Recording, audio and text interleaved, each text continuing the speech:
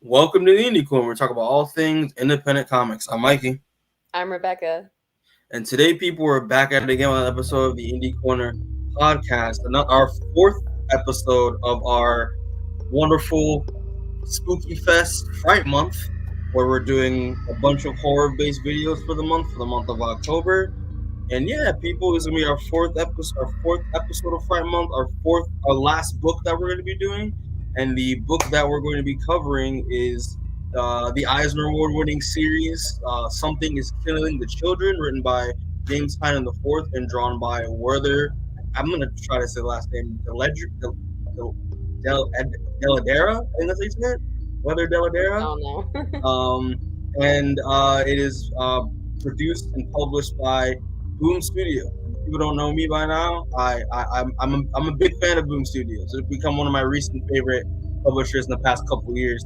So yeah, I'm excited because if you're into comics, you literally have been hearing buzz about this book for the past like 2 years. Like it's very popular. I've heard nothing but great things about it, and yeah, I'm waiting for the Fright Month to finally cover it on the show. So thanks, Rebecca, for joining me on that. Yeah, no problem. Okay. But yeah, Something's Killing the Children horror series. And I think if you haven't told by the intro that the countdown I made, I wanted to highlight the final girls in this because the main character here reminds me a lot of various final girls we've seen in horror, and especially Buffy as well. So, the Slayer. Yeah, that's me. We thought you were a myth. Well, you were mistaken. Because everyone knows I'm a huge fan of Buffy the Vampire Slayer, and you could tell that James Tynion, I guess, is a little bit of a Buffy fan himself because I see a lot of Buffy in this in our protagonist in this book. So I just want to point that out. So yeah, Rebecca, we want to just get right into it. So I think I'm the one doing the first issue, right? Yeah, I am. Yeah. Of course. Yeah. So we're gonna be talking about Something Is Killing the Children, issue number 1. And thoughts on the cover, Rebecca? Thoughts on the cover? I think this is a great first cover. There's a lot of text taking up the space, but I think in this case it actually works because it kind of creates that sense of openness in the drawing. Mm-hmm. It reminds me a lot of like a horror poster, like a movie poster, because some that's like a common motif with some movie posters where the text will take up most of the foreground, and I think it works well with this. And I just love the cool colors and how the trees kind of look like creepy hands in a way, with some of the negative space and the eyes in the background. I think it's really cool. I like this cover a lot. But yeah, so this issue starts off with a nice little sleepover, right? So some young youths, which focus on the character James, who is the kid in the glasses, pretty much doing what boys do on a sleepover, which is dare.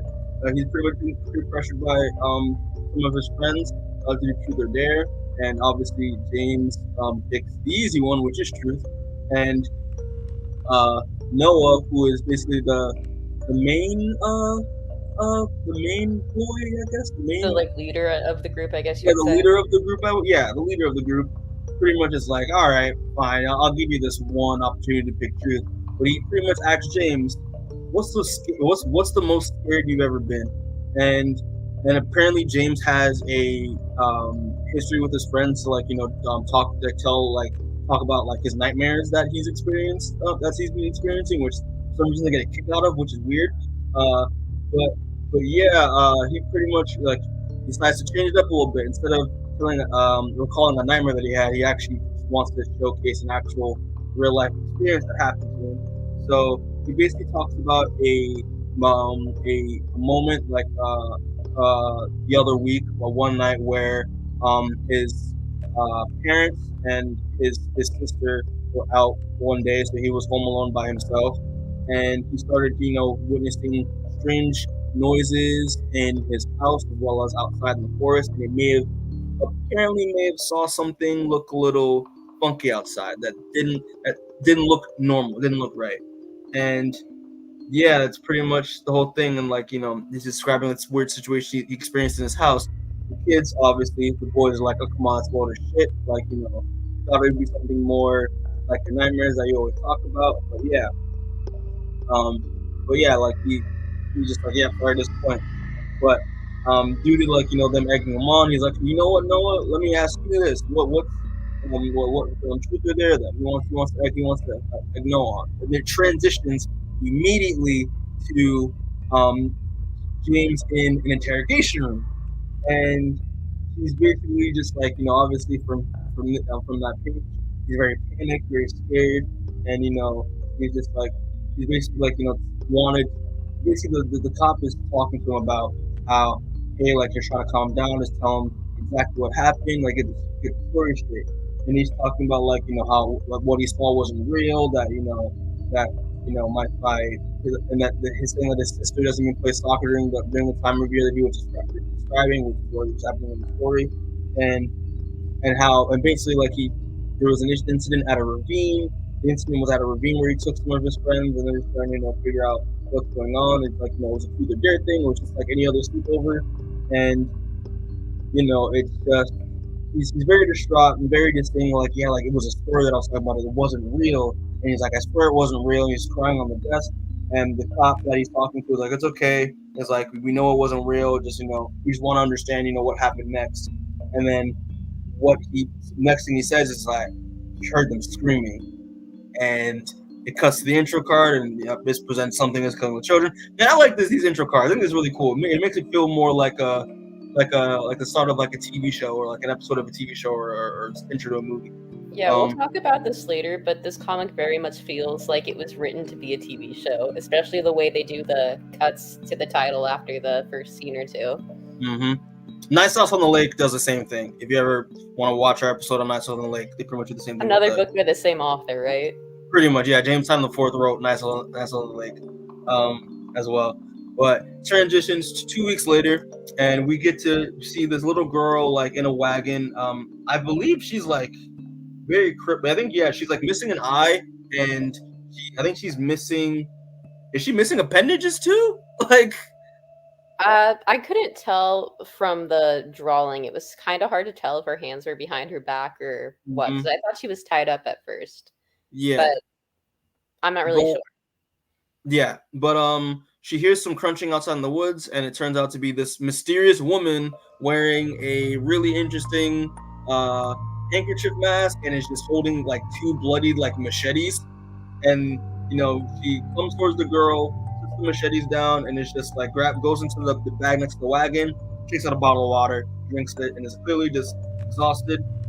This mysterious person opens gets a call on her phone, talks about how like the job's done, and that we should move on to the next phase. And the girl looks up to this woman, and it's just like kind of like is it done? He's like, yeah, it's done. Like, we're good. And then he's talking about how, and I love the fact that because she's covered in blood, she's just like, hey, like this girl, like, you have a shower that I can use? And he's like, yeah, my mom's not gonna be home. He's like for another couple hours. And she's just like, and then on the phone at the same time, he's like, okay, yeah, we're gonna do the next phase in the next 16 hours. And then closes the phone, and just like, okay, now let's go use the shower of yours that you have. I stink. And it's just, yeah, that was cool. So it transitions to the next day, to the following morning. Well, not following, but the next instance, we get to see James coming up the steps of the school. And while he's walking up the steps, we see a kind of memorial for what appears to be his friends that are right along the steps with photos and flowers. And while he was looking at it, he pretty much gets confronted by this one kid who's like, oh yeah, you killed them. You killed them, right? Like, and this kid pretty much believes that James is the cause of his friend's mysterious deaths, and he thinks that he hacked him apart himself, and obviously he might and he probably has something to do with the various other bodies that have been turning up in the town. And pretty much James gets so pissed off and so frustrated by this kid, he pretty much tells him to shut the fuck up, which gets James sent to the principal's office. Well, I think you're missing something there. It's implied that James is gay too, so there's also homophobia with that. Yeah. It's like this. The kid talks about how like he was looking at Noah, who was one of the kid in the flashback 2 weeks ago, differently, and it's implied that he is possibly gay and it's a homophobic, so pretty much. So after he yells "shut the fuck up" to this kid, he gets in trouble. Transitions to him in the principal's office, and the principal, I believe Rebecca, he's fairly young and like new to the position, I believe. Yeah. So he's still trying to like find his bearings about like how running a school works, and pretty much you're just like telling him like what do you expect me to do about this? And he's like, I mean, you're probably just gonna call my dad, right? And he's like, James, you really want me to call your dad? He's like, nope. And he's like, you know what? You should have punched him. Like, excuse me? What do you mean punched him? And he's like, you should have. I'm not gonna advocate violence here, but like you should have punched that kid in the face because I would probably, because I hate this kid. He just has a vengeance with his student. I think it's so funny. But he pretty much talks about like, hey, like listen, like all I'm saying is I understand you're going through a lot, and like nine kids have been dead, and more in the past 2 weeks, and more have been missing. So, and he talked about how cameras will show up to the school, news outlets been trying to get on the story. The cops don't really know what's going on. The community's pretty much confused, and they probably think it's a rabid bear. But at the same time, like they're all these kids are dead, and nobody cares about it. And he's just like, I'm sorry, like like I'm just trying to I'm trying to get myself together. And James acknowledged that, yeah, like I kind of like you more than the other principal. You don't really curse. You curse more in front of me, and I like that. That means you're honest. And pretty much is just like, hey, listen, like, he's like, I get it. I know it's tough for you, and like, do you want me to you want me to send you home? And he's like, nah, it's cool. I know in English class they're gonna have some movies playing. And he's like, yeah, like it's no problem. So okay, go to class and say enjoy your movie. He's like, yeah, I will. So transitions to a bus coming through. And the town that is revealed to be the town that James is in is known as Archer's Peak. So a bus pulls through, and we see this mysterious person talking to a stuffed octopus, like a stuffed octopus toy, which weirds out the person that's sitting next to her, and she pretty much talks, and this woman is pretty much talking to her about, yeah, like you're getting off at Archer's Peak. Yeah. He's like, yeah, terrible what's happening to these children. And she's just like, yep. Like, I wish something to do about it, and to do something about it. And she's just like, yeah, I agree too. This mysterious stranger walks up to a board at the bus stop that's filled with missing child posters, and a cop pulls up and is asking if you know any of them, and she's like, yeah, you can say that. So it transitions to James at this hotel, and it's not a Holiday Inn Express. It looks like but he goes up to this hotel, and apparently he's talking to his dad, and his dad's basically like checking up on him, and pretty much is telling him, keep yourself, go to the hotel room, make sure to double lock the doors, this kids are getting murdered, and I don't want you to, I want you to be safe, and pretty much. And his dad seems very, standoffish while he's on the phone, and tells him he loves him, and he hangs up. And while he hangs up, he's looking straight into the woods, like clearly, realize, there's something going on over there. And then he turns around, and he's confronted by this mysterious girl. And he's like, okay. And he's like, hey, you're James, right? And he's like, yeah. He's like, you're not gonna hurt me, are you? He's like, no, probably not. I'm not. And he's like, no, you mind if I ask you some questions? And James is like, yeah, he's like, are you the cops? He's like, no, I look like I'm the fucking police. And basically she goes up to him and is asking, hey, like, he's like, I heard what happened to you. I know it sucks. I'm sorry to hear I'm sorry to hear that you have to go through all that. And he's like, he's like, but here's the thing, is like, I read what you said to the cops, and I know that but I don't know. But he's like, but I don't want to know what you I don't want to know what you told them. I want to know what you saw. And he's just like, I don't know what you're talking about. And he's like, look, like, I know you're scared. I know that like you're doubting anything that you did see, and and every day that feeling is gonna get worse and worse inside you. But listen, I promise, I'm gonna believe anything you say. Like, cross my heart, hope to die. Like, no matter how weird it is. He's like, okay. Like, he's getting a lot more comfortable to tell her. Yeah, he's trying to build a trust relationship with her and James. And then he's like, and he said, and he's like, and she said, I heard you said that you heard them screaming, and it's like, what happened after that? So it transitions to a flashback where we see James in the forest running for his life, and he's hearing, a lot of screaming happens. He's one of his friends pretty much, get cut in half. He's literally has his legs ripped off, and he's just freaking out, trying to ask for help, and he sees another kid with his arms, like with his legs torn up, arms and legs torn apart. A chunk of his ribs, his side is torn out. It looks like he's been bitten off, and James is just freaking out in panic. And then lastly, he sees he hears a squishing sound. He sees I believe it was Noah, what appears to have like a kind of like an appendage stabbed into him, and then it's revealed that that James did see something, and he saw a kind of monster rip Noah apart, and yeah, kind of wild. So yeah, can we talk for a second before we get too far?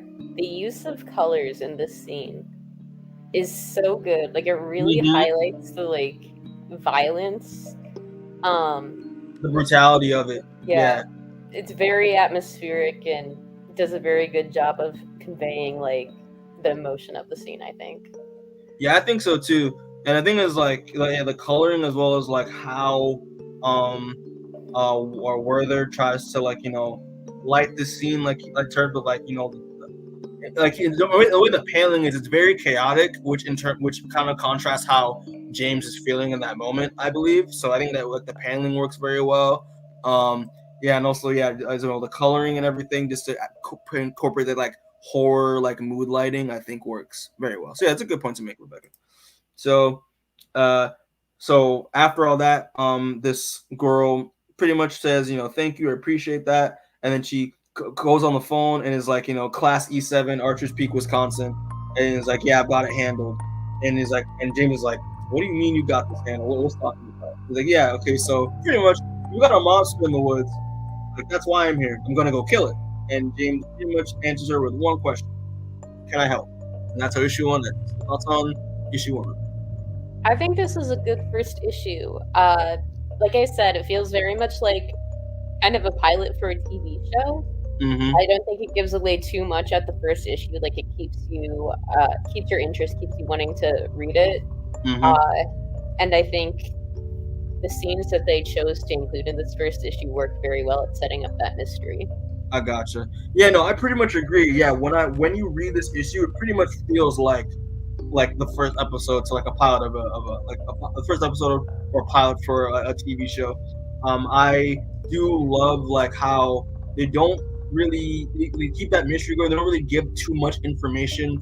They give us pretty much the basics of okay, here's what's happening. Here's James. Here's what he may have experienced, may have not have experienced. Here's the basic knowledge of backstory story about what's happening in this town for the past 2 weeks with the missing children and the bodies piling up, and how the community is reacting to this stuff, which pretty much is nothing, because they don't know what's going on. In the whole mystery of the reveal that there is something out there that James did see murder his friends, and how the fact that this mysterious stranger pretty much come out of nowhere, and it's I'm here to take care of that for you. It's a pretty good introduction to this various mystery that we're gonna pretty much get immersed throughout the entirety of the first volume. So yeah, I thought this was really good. And also I love I'm gonna say the last name again, Dell'Edra's art a lot. I think it's pretty simple in terms of, it's not too detailed, it's not too detailed, but it's pretty but it's got this kind of painted style, which I like. Mm-hmm. Yeah, it's pretty simple, like not too like overhyped, overly detailed in terms of the characters, and it's pretty much painted in a kind of painted cartoonish type of way. I think it's like a gritty cartoonish style. I think. I don't know. But I like it a lot. I think it fits the tone of the issue. But yeah, is that we want to just move on to the second issue, Rebecca? Yeah, I think so. Yeah. So something is killing the children. Issue number 2. I don't know, Rebecca, All right. Do we have any thoughts on the cover? Because I do not. I don't either. It's pretty simple. I mean, it's just the main character, red background. Yeah. I mean, Good enough. I felt they could have. It's good enough. I thought they could have been more creative with it, but it does its job. All right. So diving into this issue, then, this issue opens with an alarm clock going off, and we see a missing poster for a little girl. As we pan out, a guy named Tommy get up and head downstairs, late for work. As he's getting ready to head out the door, his mom remarks how awful he looks because apparently he hasn't been sleeping. And she tells him to bring more missing posters with him to work, even though the mom reveals that realistically she doesn't think that her daughter, his sister, is alive. She thinks if they haven't found her at this point, she's probably dead, especially when the other kids have turned up dead. Mm-hmm. But he says she can't think like that and that they're going to find her, even if, again, she doesn't think that's actually going to happen. Walking out to his car, he hears something and looks around. He calls out, "Hello, is anyone there?" But he doesn't seem to notice the giant creature looming right over him. Yeah. I thought this was a cool twist. I thought this was a cool, reveal. Oh, yeah. The adults can't see them. Yeah, and they set that up, too, in this last panel page here, where you can't see the reflection in the mirror. Okay, I didn't catch that. Hold on. That's wild. Why didn't I catch that earlier? Okay, that's kind of cool. Okay. Yeah. That's interesting. But, isn't that kind of creepy, though? They're, kind of scary that, these monsters are, in this world are out and about in the open, in broad daylight, And the only ones that can see them are... Yeah, but you just can't see them. That's kind of crazy, It's good stuff. All right, so cutting over to our protagonist and James, the two find themselves at a non-copyright infringement Applebee's. What do you mean? That'd be true. It's Apple Beans, I think. Apple Beans, yeah. Inside, we see Tommy is one of the managers here, as the mysterious blonde tries to rent out a booth for a few days, bribing Tommy with a 50 to save her a table. At the table, she rolls out a map, some missing posters, and her stuffed octopus and starts to get to work. Watching her, James asks if she's done this before, and we get a brief montage of her killing other monsters in presumably other haunted towns. It's so badass. I love it. It's such a cool, quick page. Yeah, just very simple, but it's kind of wild. Just being she's just. Yeah, this is the page that kind of establishes her as the Buffy kind of character, Mm-hmm. Yeah, pretty much. All right, so over at the bar, the table's waitress, I think she has a name, but I didn't write it down. I didn't catch it either. It's fine. And Tommy discussed how weird the blonde girl is, and they also recognize James as being a suspect of the murders, and also that he's not in school right now, and he shouldn't be here, let alone with some strange woman they've never seen before. Back at the table, the duo plots out the home addresses of all the missing and dead kids. The woman asks James where Sophie Mahoney lives, and he says he doesn't know. However, Tommy does know, because Tommy is actually her brother. However, mentioning his sister's name makes Tommy get increasingly suspicious about what these two are up to, which increases further when a knife falls out of the girl's backpack. Before Tommy can grab her, though, the girl slams him on the table and puts him in a hold before announcing her and James's leave. After they exit, Tommy calls the sheriff to report them as being suspicious. So outside, the woman tells James his part is done, but he still tells her that he wants to help, and she promises that he'll get to help eventually, but this next part she's got to do alone. And just then she gets another mysterious phone call from someone who we don't know who it is just yet. So later we see the blonde chick check into a motel by herself. In the room, she takes out her stuffed octopus and tells it that she needs to know what kind of monster they're hunting. She asks it to think about the monster, and the toy actually speaks and replies yes. Later still, the police come by, knocking on her door, and while she says there's nothing funny going on in here, behind her, we, the audience, can see that there's some type of spirit or demon in the room with her coming out of the octopus. And that's how we end the issue. Sick. I like it. I like it a lot. This issue was cool. I mean, it pretty much established, gives us more backstory. Well, that's the thing. It doesn't give us a lot. It just gives us just enough. No, it's still building up the mystery at this point. But yeah, I thought like, the scenes with James and the stranger and Tommy, I thought were really fun. Just because she literally just like, okay, I want to just test this out. You're the manager, right? Yes, I am. Is it okay? Do people come in the store? Like, do people actually eat here? And he's just like, yeah, we get to so no one eats here. Great. Do you like rent out booths and stuff? He's like, no, I mean, we have a policy. Okay, so if I just give you $50 each day for the next few days, can I just have this booth to myself in the corner and I can do whatever I want, no questions asked? And he's just like, yeah, sure, I like $50. It's just these conversations, like the banter between them, I think is interesting, but how that flips the moment her and James are talking more, and we see them Tommy and his co-worker / friend being a little bit like, yeah, these guys are kind of sus, and then the reveal that they mention his sister's name, and that sets him off. I think it's really I thought it was really a great scene. I love that scene a lot. The reveal that because they teased it last issue where he's talking to an octopus, talking to this animal. It's weird as shit, and like James also calls it out for being weird as shit, and the reveal of like, yeah, like this actual thing, one can talk, and two is actually has a spirit possessed in it that she can see, I think is great as well. Yeah. I know we're still building the mystery. I wish in the rest of this volume we got a little more about what exactly is in the octopus, but I guess that's volume 2 or 3. That's probably like further down the line. Which I was also sad about that too. I thought this page was so cool. Like, yeah, they're probably gonna flip give us some more backstory on it, but they really don't. But it's fine. It's fine. But yeah, no, this issue was pretty cool. That was a cool, again, more progression of the mystery. I do love that first that big page the big page in the beginning with the creature hovering over Tommy. He doesn't see it at all. I think it's such a cool page. That's so creepy. Such a creepy concept, Yeah.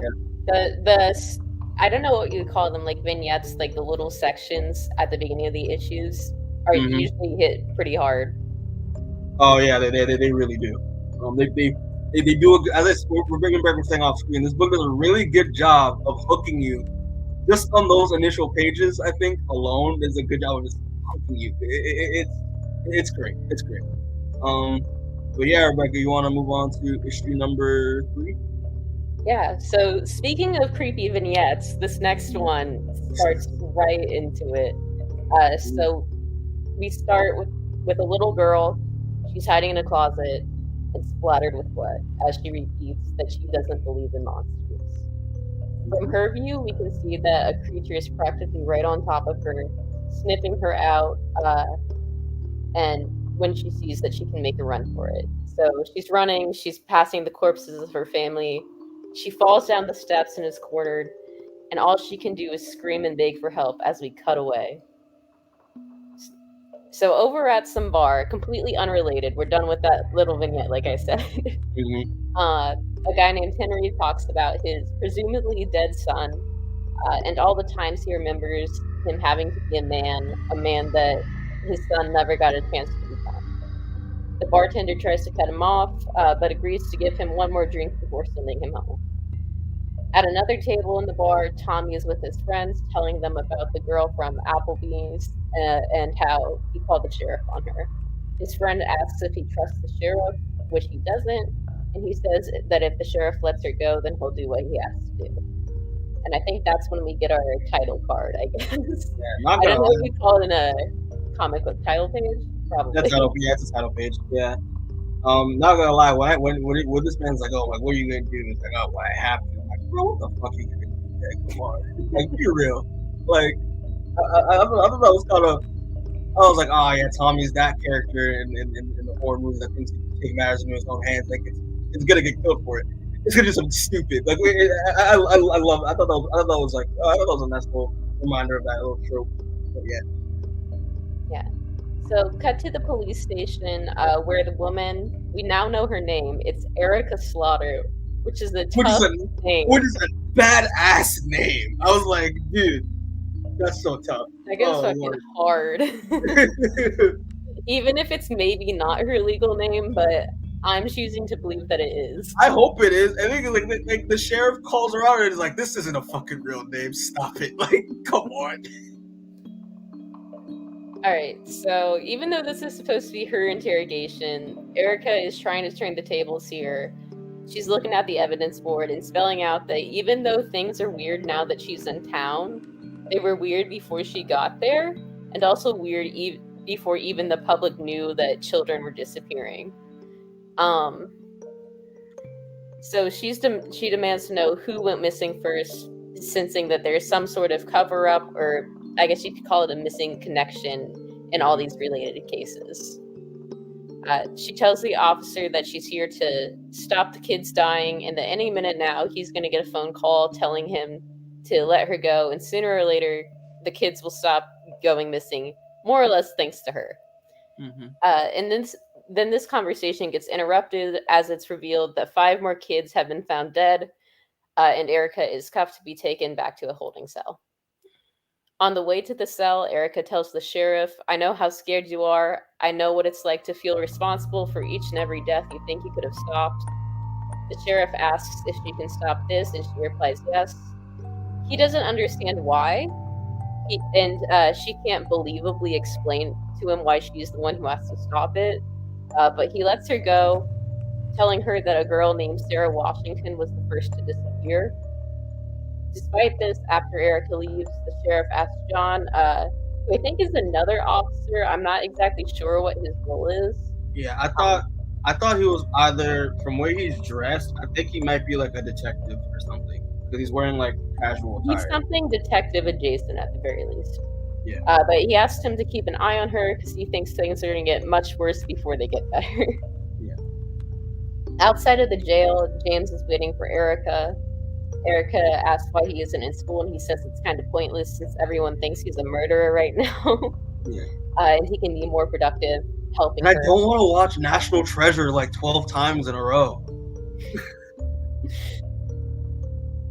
Erica pulls out her octopus again, and it tells her that the monster they're chasing doesn't seem to be the type of monster they initially thought it was. And it seems here that James is not able to hear the toy speaking. So he makes fun of Erica for this, and then she gets angry and storms off. James apologizes, and Erica says it's okay since it's a stressful situation, and it's been a while since she's gone up against something this big, but they need to get this over with quickly. And what that means is stocking up on weapons, and that's where we get into issue 3. Yeah, no, I loved it. This one was, I feel like, cemented her more as, you know, a final girl Buffy style type of character, because the way because the thing in Buffy where it's like, yeah, Buffy obviously, you know, the Slayer, she's supposed to kill, you know, supernatural threats and protect like humanity and all that. And everyone around her does not know what's going on, like the normal civilians. And like there are moments where she has to be like, yo, I gotta leave like class or leave like this important like normal people event to save the world, and they're just like, like, why you? And I can't tell you that because you don't fucking understand it. So like, I do like the fact they kind of go. She has kind of like Erica has that same type of dynamic with the people around her, and I love the fact how like she immediately commands that interrogation room. Now she kind of like gets the sheriff by the balls a little bit because she calls him out for not knowing what's going on, and the fact that it's gonna get a lot worse if she doesn't do what she has to do. And I really like that line where she's like, I'm gonna go out there, do what I need to do, and things are gonna get better, and you're not gonna understand why. Exactly. Which is Buffy. That's Buffy shit right there, and I loved it a lot. But yeah. But you also like feel like it does show like her motivation as well and her determination, to protect people for stopping more deaths from happening. Because when it does have that reveal that like there are 5 more bodies that are discovered, she like generally gets pissed off and is like, yeah, if you don't let me go, expect like 10 or hundreds more. So I love that a lot. So there's that. The thing with her and James again, funny. Love the fact that James is weirded out that she talks to a stuffed animal and does not know that the stuffed animal, there's more to that. There's more to the stuffed octopus, which I think is really cool. But yeah, I don't know about you, but I thought this issue read really quickly. Like even going through the slides here, I was like, yeah, this was a quick issue. Like I thought it was a bit longer. You spend a lot of time in the interrogation in this. Yeah, that's where like most of the heavy dialogue and the backstory is. So yeah, after that it just goes really quickly. I also don't know how I feel about like the first 2 sections of this issue, because I think they're very well done, but we don't really see how they connect yet, especially in the volume.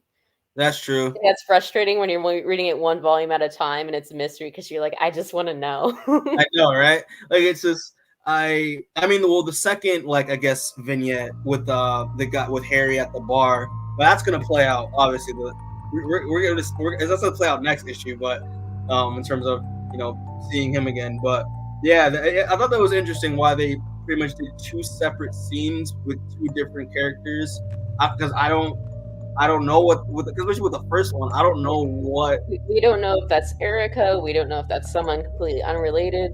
Exactly. We don't know. Like, okay, and the thing is, yeah, we will probably pay off maybe next volume or maybe in a future volume. But yeah, as of right now, I'm just like, what does this entail? Yeah, probably reading this every week would have been every month would have been painful. Like I feel so bad for people that are doing that because, damn, Tynion does a good job of hooking you so much. Like it's really good. But yeah, I got really nothing else to say besides that. I mean, the ending at the end I thought was pretty badass. I heard this like, yeah, I'm gonna get some fucking weapon. That's some John Wick shit. That's John Wick shit right there. Yeah. Yeah. I thought it was a cool show. I thought it was nice. But yeah, so we'll get right into issue number 4 then, Rebecca. All right, so Something is Killing the Children, issue number 4. And yeah, Rebecca, thoughts on this cover real quick. What do you think of it? I like it. I like it too. I like the moody lighting on it. Yeah, very moody lighting. I love how the sheriff is pretty much in shadow the whole time while the flashlight's pointed at the bloody stuffed octopus. Yeah, I thought it was really cool. I thought it was really cool design. Again, a lot of these covers remind me a lot of just like horror, like horror movie poster like design, like motifs. Like I like that a lot. So I thought this one was pretty cool. But yeah, it transitions to another knockoff location. So obviously, last issue, the ending, Erica was like, "Hey, we need to get some weapons, lots of weapons." And Rebecca, where do you think a person who plans to kill a monster goes to buy weapons? Take your pick. Ace Hardware. Fucking knew you were gonna say that shit. Come on, man. Come on. Well, you're close enough. Erica decides to go none other than House Depot, which isn't Home Depot because the logo is blue instead of yellow. to the bone. Differentiation. But transitions to House Depot, and we see the character we got in that vignette scene last issue. We see Harry. Harry works in the chainsaw and power tool department, and is pretty much giving Erica the spiel on like, hey, like how you should be able to get this chainsaw. And this chainsaw has this amount of efficiency. It does this much, and it's good for this job and this job. And typical Ace Hardware shit. But at the same time, he mentions, and I don't know if this was intentional or not, if he actually planned to do this. He said it's not, but he said this low key, but like, hey, even though a lot of these very high-end, top-line chainsaws and power tools have, these safety features that stop you from pretty much, decapitating yourself or cutting off your arm or whatnot, but I do have these other tools that are pretty run down, but don't really have any safety features. So they pretty much run as long as you want and can pretty much cut as long as you want. And Erica immediately is like, I want those ones, and he's just like, but nah, I was just playing with you. I was just giving you an example. You probably want the top of the no. I want those ones. I want the shady, non-safety feature power tools and chainsaws, please. And he's just like, oh, okay, and looks at her bag and sees various amounts of axes, pliers, there were some work gloves in there. There's a bunch of just random, dangerous shit in her cart, and he's just confused by it. The kind of stuff that would definitely raise a red flag at checkout. Exactly.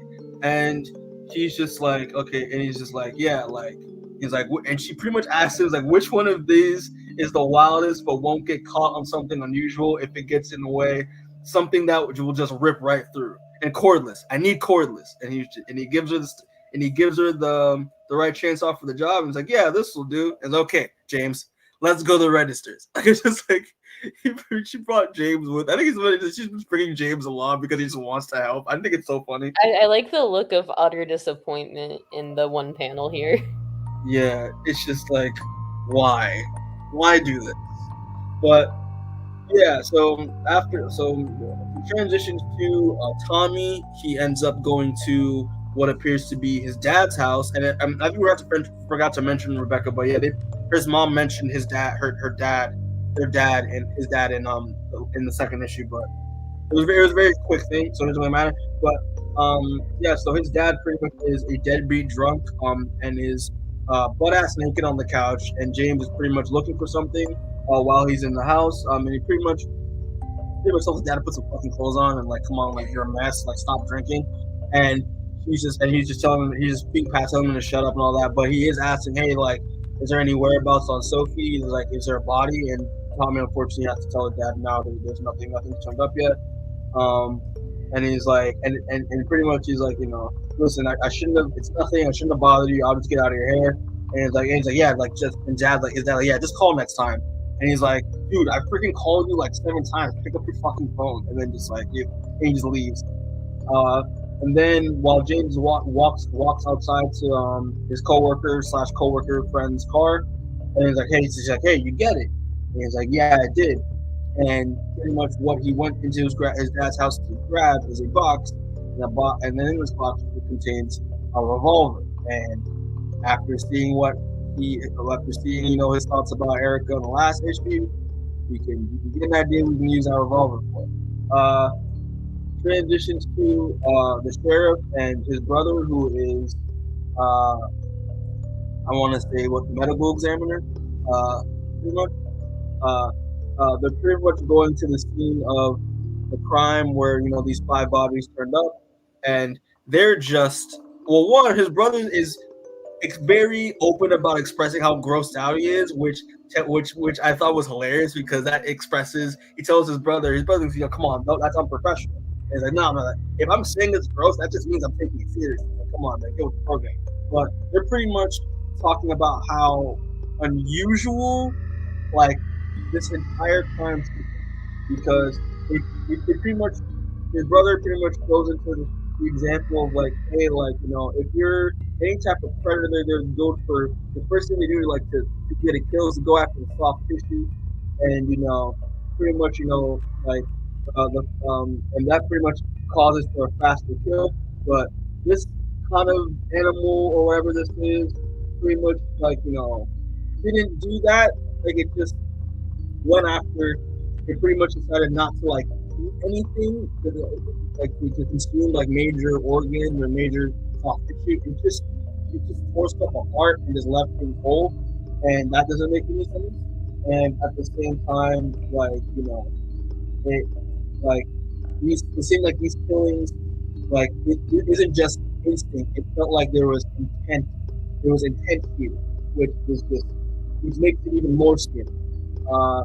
And at the same time, it just there's this huge hole in the fucking wall, and they're just like, yeah, like that's what's scaring him most. Like, yeah, can you tell me anything that can do that? And he's like, bro, I have no idea. Like it just is all perplexing. And one of the sheriff's deputies gets a call and is telling him, yeah, like sheriff, it's for you. But here's the thing, sir. They called on my phone. They knew like all of on my personal cell phone. They knew everything about me, and they specifically asked for you. And I don't know what's going on, but he mentioned a blonde woman. And so this was the call that Erica was telling the sheriff that he was going to expect some point down the line.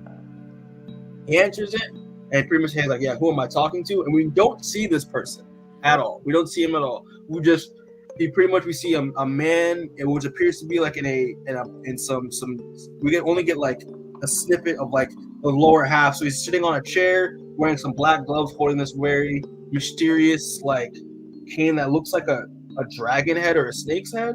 And he's pretty much just like, yeah, like I understand you're facing a lot of trouble in this town. I'm very sorry to hear that. And he's like, yeah, like I know you need to tell me yours. Like, unfortunately, I can't do that, but just let me know. I'm a friend of yours, Joseph. Like, there's no need.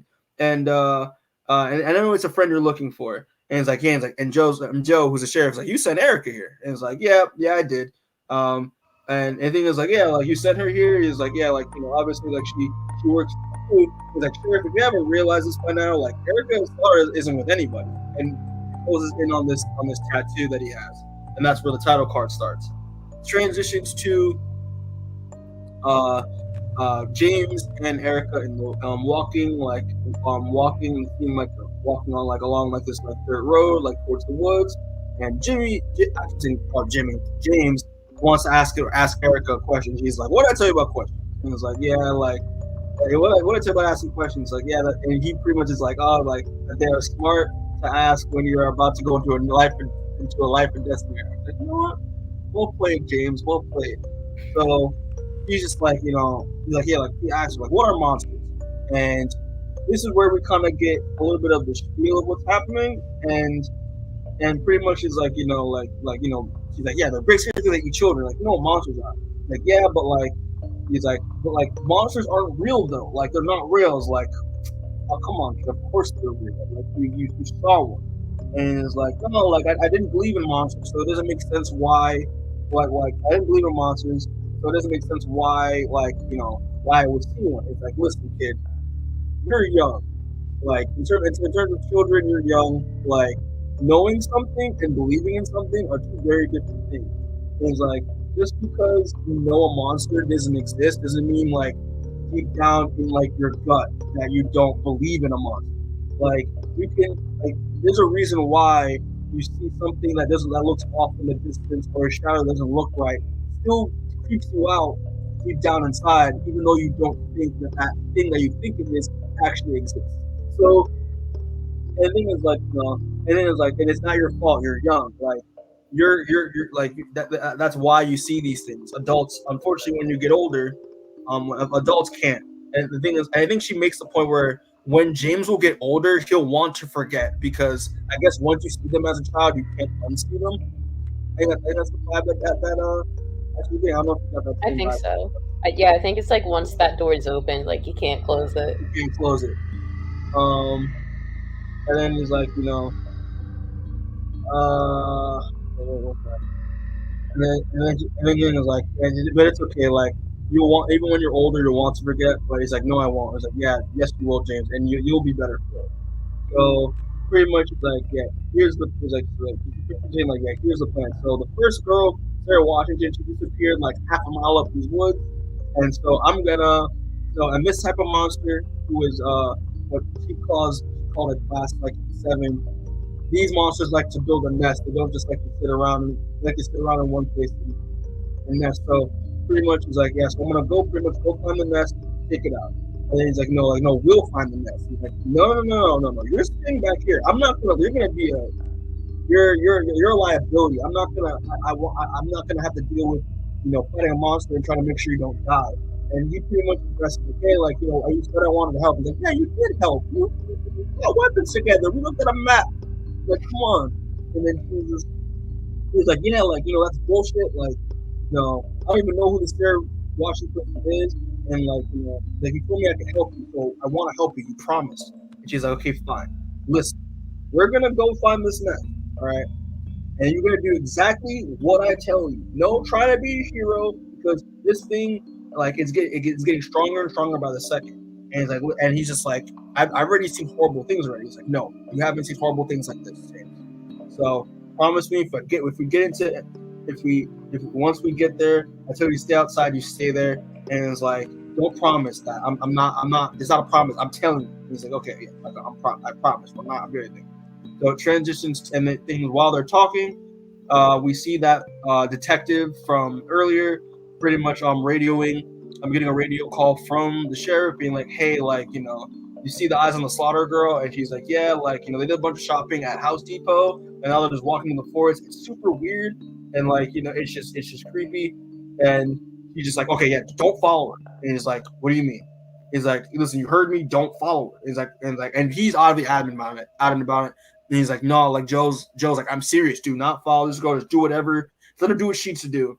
And he pretty much cuts out, and Joe's like, yeah, no, fuck that, I gotta figure out what's going on. While this is happening, while he goes to his trunk, he pretty much is like, gets a surprise from Tommy. And Tommy's just like, hey, like, Officer Richard, I don't know if you remember me, I'm Tommy, you interviewed me about Sophie. And it's like, yeah, like, yeah, you're Tommy, you're Tommy, right? Like, you're the brother. He's like, yeah, that's me. Tommy knocks him the hell out, and it's like, yeah, you had your chance to keep her locked up. So now I'm just gonna have to take matters in my own hands. Whatever happens next is on you. And it's like, yeah, Tommy's being an idiot. Woo! Transitions to Erica and James finding what appears to be going up to this cave, which appears to be the den that Erica was mentioning before. Erica, and there's a blood trail, and the blood trail, and the thing is like, the moment Erica gets there, it freaks her out, and she's like, okay, James, like, what's wrong? Yeah, like, it's bigger than it's bigger than it should be. And he's like, like, James, like, what's that smell? And she's like, no. So Erica gets a realization. She looks up, grabs her octopus plushie, and is like, you knew this shit was going to happen. You didn't tell me shit. Like, what the hell? So pretty much is like, okay, damn, I need you to stay here. And like, I want you to hide behind that ridge. Do not come out. Whatever, for whatever reason, no matter what you hear. And then pretty much gets prepared, grabs like her bag, and he's like, yeah, like, but I want to go. He's like, no, I'm not asking. No, like, go to that ridge. He puts her mask on. He gets her new cordless and without safety features chainsaw, and gets a little like glow stick and starts to go to work. So she enters the cave, and immediately off rip, she sees just the way this is drawn, it's kind of just messed up and just sad. But like, we just see a bunch of just gnawed up, like chewed up corpses of these kids, and then pretty much right when she walks in, it's like a maverick, and she talks about what she's seeing. She pretty much gets confronted by Tommy, being like, I knew it, I knew you fucking killed them. And she's like, what are you talking about? Like, now you're gonna pay. He's like, Tommy is like, I need you to get down now. And he's just like, and then it ends with him being like, no, not a chance in hell. And the monster is right behind him. And that's how issue 4 ends. So that's how issue 4 ends. It's a great ending. Mm-hmm. And again, the use of color in this book is just fantastic. It really I love the green. sets the atmosphere. The drawings, like you were just talking about, the like pile of bodies, disgusting. I think the scene at the hardware store is funny. I like that he's trying to upsell them on safety, and they're just like, "Nah, we don't have that in mind." Where we're going, we don't need safety. It's just like it's hilarious. But yeah, this issue again. I think this is one of my. It's actually one of my favorite issues. I think it might be my favorite issue. I think it's so fun. Yeah, the issue with stuff with the hardware store that was hilarious. Her and James and Harriet, and just like Harriet trying to be like, yeah, safety feature. She's like, the stuff with getting more backstory on Tommy about how Sophie's disappearance has affected relationship with his father, and how his father's pretty much a fuck up and just a drunk, and I thought it was interesting to kind of have you empathize with Tommy as a character. But obviously, he gets the gun on, you're like, yeah, this fool's about to do something stupid. Giving the whole backstory, like her giving her the spiel about to James about how whole monster thing works in this world. I think it's very interesting, and the idea of I like the idea of like you can only see monsters if you believe in them. I think that almost makes it more scary. Yeah, right. Like it's super creepy, and the fact that if you don't believe in monsters, you just simply won't see them. Just because you don't see them doesn't mean they're not actually there, which is so creepy. And it is like that's such it's a bone chilling concept. But it also eggs on the mystery of like, why can she see them? Because she appears to be not, she's not like an adult. She's more like a young adult. She probably looks like she's maybe like 18. So like, isn't that there's that mystery of why she can see them, and I like that a lot. That last page, that one page of her, looking like a boss and just puts the mask on her with a chainsaw is just great. And again, I don't know if I think Tynion, man, he's a horror fan, because Chainsaw, I think of Evil Dead, and obviously we got Evil Dead Rise, Evil Dead 2013, where we have there's always a chainsaw in Evil Dead. Exactly. So, but that was awesome. But that last page, well, again, like you said, with her discovering the bodies of these kids is terrifying and just gross. And then that final page with Tommy, thinking that it's him, catching her in the act, but he's about to get munched on by a monster. Like, damn, it's really good. I like this issue. I think this issue is my favorite. I like it a lot. But so you want to move on to the last issue, Rebecca? Sure. So issue number 5, Something is Killing the Children. This cover, love it. Straight to the point. We know we're going to get some badass action here, and that's what's going on. It's the final confrontation. This is the climax of the volume. But I like it a lot. So this issue starts off with where we left off. So it actually starts with James going to the ridge, hiding behind the ridge, like Erica told him. And he's just like, it's cold out here, it sucks, I wanted to help out. And he sees what looks to be, I think it's it's a corpse of a deer? I think it's a little Bambi. It's Bambi, getting chewed out. And it's kind of sad. But seeing this dead deer pretty much causes James to have like a PTSD flashback of him seeing like his friends' bodies like all chewed up and like not apart. And that's when we immediately get, and I like this scene a lot, where we immediately get now an octopus puppet, an octopus doll that we thought only talks to Erica, starting to talk to James. And he's talking about how he's been egging on to James, he's like, I don't know why she brought you, you're a little scared little boy. This isn't a job for scared children.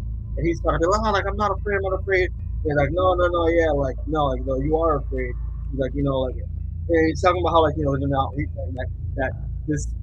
he thinks he's going crazy, and that octopus doll isn't actually real. And he's like, yeah, no, I'm not real. I'm a bit big on her imagination. And he's like, and this is like, you don't have, and he's like, I'm fine, even though Like you don't have to, like you're the one who led your friends down to their death. Like it's all your fault. And listen, you don't have to face the consequences of that decision. But like because you're so helpless. Hey, you don't want to be helpless. Go in there and help Eric, even though she told you not to. Because that's the right thing to do. Like if you want to make something happen, do something about it. And you don't want Erica to die, do you? So now we can see why Erica is just pissed off at this doll because at this octopus doll because this doll is an enabler and loves to just egg her on. It's kind of an asshole, and it's just like, ooh, that I thought that was really cool. So that's when the title card starts, and then we immediately see where we left off. Tommy is pretty much is squaring up to Erica with a gun, and Erica is just telling Tommy, bro, you don't want to do this. This is not what it looks like. Like, put the gun down, like slowly, and just walk towards me. And she's giving him orders. She's like, no, I'm holding the gun here. You listen to me. And she just walking towards him like, listen, he's like, you think you know what's going on, but like, I'm telling you right now, you don't know what's going on. What you think is happening is not actually happening. I don't want you to get hurt. He's like, are you threatening me? And he's like, no, I'm not threatening you, stupid. Like, and then we see the freaking monster start to roar, and she's like, shit. He revs up the chainsaw, and he's like, are you crazy? And I told you to drop the chainsaw. I was like, bro, get out of my way. She slashes the monsters at its legs, and I like this page a lot, Rebecca. So when she slashes its legs, we do see that, like, we see kind of like what Tommy's experiencing. We see like a blood spatter, but like he can't see the monster itself. I thought that was really cool. Yeah, I like how the blood's just like floating almost. Mm-hmm.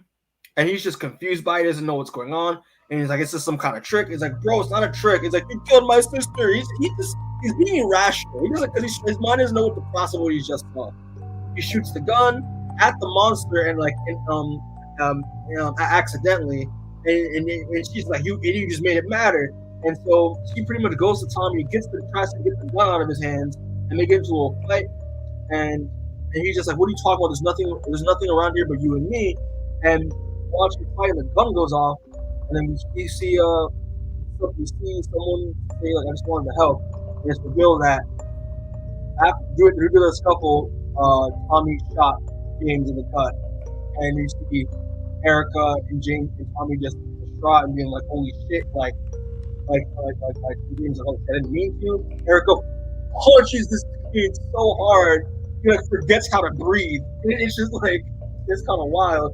She immediately picks like a knife or something, goes at the monster to distract it, and it's just like rushes to James' aid, and he's just like, and James is like, oh man, I just got shot. I don't like being shot. This shit hurts a lot. And he was like, listen, like, I know you're in a lot of pain. Like, keep your jacket. I know you're in a lot of pain, but like, stay quiet. And let me make sure I keep you alive. And he's just like, okay, we'll do. And pretty much, Tommy's like, I can't breathe. Like, just shut up, pussy. You can breathe. You can get the wind knocked out of you. Shut up. I just love it. It just does not have no time. I love it. He's like, listen. He's like, how did you listen, Tommy, this boy's gonna die if you don't stop whatever you're doing right now. And be quiet. You're just gonna make this thing mad because it's revealed that the monster's fine, but it can smell the fear of burning, and it can smell the blood coming off of James. So like we gotta just keep calm and try to figure this thing out. And then we hear another voice being like, is somebody there? And it's revealed to be this little girl, which Rebecca, I don't know about you, but this isn't the girl that we saw in issue 3, right? It doesn't look like it, but she's also been in a cave for God knows how long. So Yeah. So basically, like, this little girl comes out of nowhere. In the corner is like, yeah, like, it took me, it ate my sister, like it ate many of them, and then Erica immediately goes to her and is like, hey, what's your name? He's like, her name is Dion, and she's like, wait a minute, there wasn't a Dion on my list. Like, why is that? He's like, I'm sorry, like, don't be sorry. Like, how long have you been here? He said, a long time. And then right when Erica grabs Dion to save her to get her to safety, we see another girl that Tommy ends up looking at, and it's revealed to be the body of his dead sister Sophie. And he starts freaking out, and it's just like, oh my God, Sophie. he's just in complete shock. He's like, listen, Tommy, like, we're running out of time here. Like, we gotta get both. Like, he's like, and she's like, thing was like, well, we gotta get both these kids out of here. And he's like, I'm gonna need you to do something right now for me. He pulls out this. I think it's like this vial, just like this kind of like this sharp object, that's green. And she's like, listen, like this is gonna hurt. This is gonna hurt like hell, but the only way we're gonna get through this. And he's like, he's just like, what is all this? What's happening? Like, he's like, and she pretty much looks at him. I love how like the way they do her eyes, because that's how you know her eyes are special, and it's kind of alludes to what's going on because her eyes are glowing green. And she's just like, listen, this is a one-way door, but I don't think any of us are going to be able to be alive for much longer if I don't go through it. And he's like, what is that? Like, oh, it's this thing called Horde. It's called Horde Gold from the House of Slaughter, and I need you to see. So she puts it up to his temple, and pretty much is like, and pretty much holds it up to his temple and stabs him in the head with it. And he's like, you just stabbed me in the fucking head. And he's just like, and she looks at him like, I'm sorry. And his eyes just glow blue, and his this mind's eye awakens, and while it happens, it cuts to it cuts to a room where we see people in suits wearing very similar masks to what Erica's wearing, which is pretty much presumed to be the House of Slaughter, and their eyes glow immediately once Tommy's eyes start to glow, which pretty much implies that there is a sort of a link and connection between all of the house members of Slaughter that have access to this Horde Gold. And once this happens, he turns around and he can immediately see the monster. And it's just like, holy shit, like that's what you've been fighting this entire time? Why didn't you say this earlier? She's like, I did, you idiot. But like you wouldn't listen because you're freaking stupid. And so he's trying to be like, oh, let's be fucking head up. It's not real. It's not real. It's like, dude, it's real, bro. So here's the thing: we need to get James out of here because because they don't have much time left. Like, yeah, I got it. It's like, it's like, listen, I understand that the system, but I'll pull out all the bodies once we pull this. And he's okay, yeah. So he pretty much tells him to take Bihan and James and carry them both out while he goes to kill this. And so James takes the kids, we leave the cave, and then we pretty much get this really cool, like, kind of various kind of sequences. And then he pretty much looks up at the monster and is like, I swear to God, I'm gonna fucking burn this fucking octopus. And we get this, and then she pretty much goes in to the fight and starts, hacking away at this monster. Transitions to the detective waking up after Tommy knocked him out. And immediately once he wakes up, Tommy rushes to his car and is like, bro, I need help. And he's like, yeah, like, they're like, and they're like, no, wait, who is this? What's going on? And obviously he gets on and he sees James. And listen, man, this kid's been shot. He needs to go to the hospital. And so, yeah, I get the police. He puts them both at the back of his car. And this is when James is shot and he's kind of delirious, but he's like, tell the octopus I didn't want to die. I still don't want to die. And he's like, yeah, sure. And he's like, and he radios it in. He's like, yeah, tell St. Mary's that I got a kid that shot and he's in the hospital right now. He doesn't know how much longer he's gonna be alive for. And he's just like, what the fuck is going on here? Like he's just confused. And Rebecca, I want to take notice real quick that now that after James is taken the Horde Gold, his eyes are now blue now instead of brown. I didn't notice that, so I'm glad you pointed that out. Yeah. So again, he's awake. But transitions to what appears to be Erica, like phone buzzing, and she's on the phone, talking to the person that mysterious person who appears to be part of the House of Slaughter, and is like, listen, it's like I did what I had to do to save 2 lives, but it's like, yeah, I'll deal with the consequences or whatever. He's like, no, listen to me, and this is why we realize she's mad at the octopus. He's like, listen to me, if you didn't classify this correctly, this wasn't a food stash, it was a nest. Like, no, listen to me, bro. It was a mother Aaron, who was the person on the phone, and then we get the final page. And of her on top of the corpse of the monster with the chainsaw stuck in it. Love it. it had, and she talks to Aaron and like, listen, it had children. Those children are now out there and they're hungry. It was, if the town is going to survive, we're going to have to kill them. We're going to have to kill them fast, and that's how this issue ends. So thoughts on issue number 5. This was an action-packed issue. Mm-hmm. I really like this issue. I think I think every scene's done pretty well. I think it's good at building tension, both with James and the octopus toy. The whole thing with Tommy and her standoff while she's trying to fight the monster, I thought that was really cool. Again, the way that she makes him see and believe after he sees like the blood, I think that was really cool. And I like the twist here, the cliffhanger they leave you with, that this isn't the only monster. There's a bunch of baby monsters running around now. Yeah. No, I agree. This issue was really well done. Again, very action packed, because I think the pacing of this issue is really good in terms of how they coordinate the action and the dialogue. But yeah, no, the conversation with Tommy and him, I just love the fact that Tommy throughout the first half does not know what the fuck is happening and can't rationally process what is going on, because obviously he doesn't believe in monsters. The way Erica gets him to see with the hoard gold, I thought that was really interesting, and how that kind of gives the implication that if you have hoard gold, that kind of gets you connected to the House of Slaughter, hive mind, I guess, if you want to call it that. I thought that was really cool. Just Erica being badass with the chainsaw, again, love that shit a lot. The action with that was really cool. Poor James, that poor boy being shot. He's been through enough.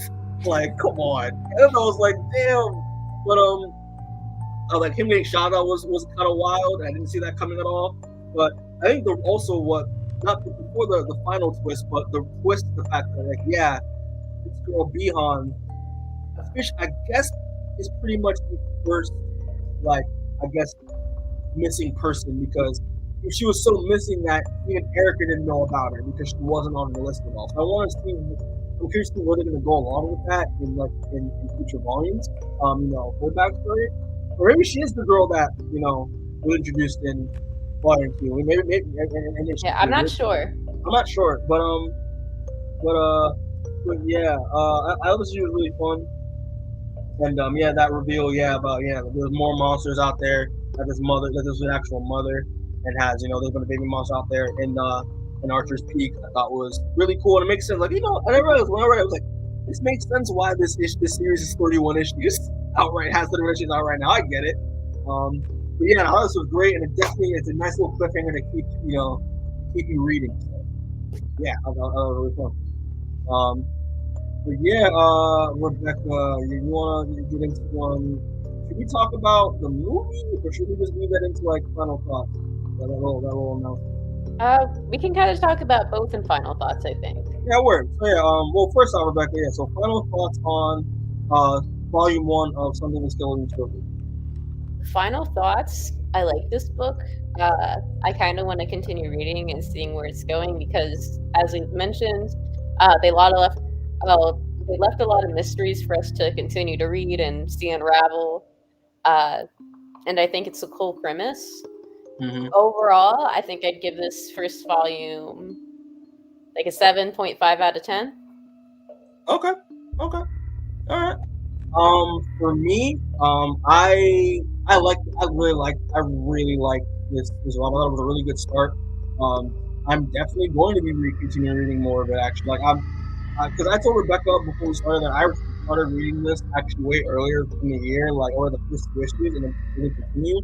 Because I got caught up reading other stuff. But now, after reading the whole volume, I'm hooked. I'm ready to fucking go. I'm ready to go. I will try to power through the rest of the other series volumes that are coming out. I believe there's 4 or 5 volumes out, I believe. Probably. I feel like we should also mention that Mikey's a huge Buffy fan, so this is right up his alley. This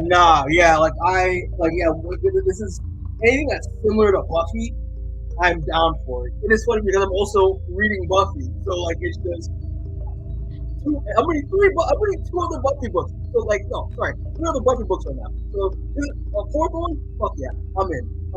But yeah, I overall, I'm looking forward to reading more. I dig Erica as a character. I'm digging how not only just them fleshing more of this world out in terms of like the monsters and maybe the different types of monsters that we're seeing here. You know, that in the future ones, I think that'd be really cool. The mystery with the octopus. What's that deal? The House of Slaughter being introduced, like this greater mysterious, group of monsters that Erica works for. What's the deal with that? I do hope that James is going to be a mainstay character going forward, though, because I really do like him and Erica's dynamic a lot. And yeah, man, James Tynion, another banger. I thought this was really fun. And yeah, overall, and also the artwork with Dell'Edra's art. I think the artwork is very well done in terms of not doing really good horror, but also like really good action as well along with to go with that horror. But yeah, I think I give this a 7.5. I think 7.5 or 8. Eight, I'm not even 8. I think this is a strong first volume. I think. And I can't really see anything. I don't know if there's anything that stand out to like negatives. I don't know. I'm like in terms of any bad bad points. I wouldn't say there's really any part of this book that's bad. There's some parts that are a little just on the virtue of being like a first volume. You're gonna have to have a lot of setup in that. Mm-hmm. Yeah, that's true. Yeah, but I think the best part about it is just the whole mystery of it all, and the onion slowly unraveling. I think is really awesome. So, but yeah, Rebecca, so you want to talk about this little? Because we just figured this out now because we were like, before we started, because we were like, yeah, like reading this feels like a movie, or like feels like It feels like a pitch or something ripe for adaptation for a TV show. Yeah, pretty much. And it's just like, like what's the deal with that? But turns out I looked it up because I feel like I was just curious. But yeah, it turns out that they are working on an adaptation for Something That's Close to Children, and it is actually going straight to Netflix. This was so good that it went. This is going to be a series on Netflix by. I didn't know this about this either. That it's going to be done by the showrunners that did the show in 1899. Which came out, I believe, earlier this year or late last year. And I heard it was good, but I believe it got canceled actually. But yeah, but they also did the series on Netflix known as the series Dark on Netflix, which I heard was really good as well. But yeah, it's already getting a series. That's awesome. So the showrunners from Dark and 1899 are going to be a part of the creative team for this as well. And yeah, I mean, there's nothing really any more news. There's no really any more news on that announcement because this was back in February. And there are other articles that have happened. I think the most recent one was in April. So, and obviously because of the writers strike and the actors strike, I don't think we're going to hear anything else until that's over. But yeah, Rebecca, what are your thoughts on on this announcement about this? Actually, are you looking forward to it, or after we read the one volume? What are your thoughts? Well, like I said, I'm not surprised at all that this is being picked up. It feels perfect for adaptation. So, I think if/when it does eventually get put out, I'll probably check it out at least when it releases in like 2 or 3 years. I got you. Here's the thing. I think it's like that's kind of interesting. It says at the bottom here that the comic was previously going to be developed by Trevor Macy and Mike Flanagan, the team behind Haunting of Hill House and Doctor Sleep. That would have been interesting. Okay, well, that would have been interesting. I would have seen what they would have been able to do with this property. But hey, listen.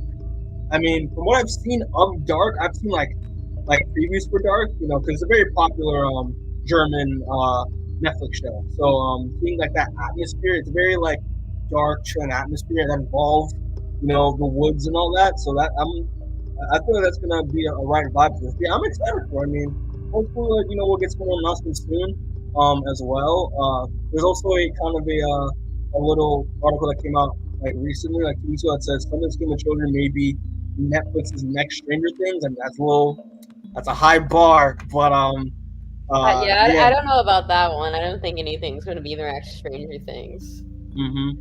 But yeah, I mean, listen, I'm excited. I mean, I'm gonna look forward to it. I'm definitely gonna watch it when it comes out, and I don't know. I wonder who they cast as Erica. I wonder who they cast.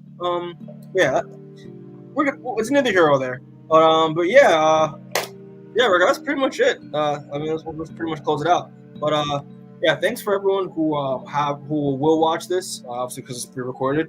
We appreciate the support. Check out, this is gonna be our last book coverage for Fright Night, for Fright Month. So check out, the previous episodes that we dropped. Army of Darkness 1979, Last House on the Lake, also written by James Tynion IV, Maniac of New York. Yeah, so far, I don't know about you, Rebecca, but this has been pretty fun. I can't believe we actually made it through all like 4 weeks we had plans. I know, right? It's crazy. Even though the last thing we got planned though was kind of like a little casual live stream, just talking about horror films and stuff like that, our love for horror, which is gonna be live, so don't have to worry about that being pre-recorded. We don't know when we're doing it, but it will be live. I don't know either, but it will be live. But yeah, we made it through, so great for us. Woo! But yeah, so check all the other previous Fright Month episodes out as well. Check out the Invincible trailer reaction that I dropped as well, because that was pretty fun with me and Damone talking about the trailer.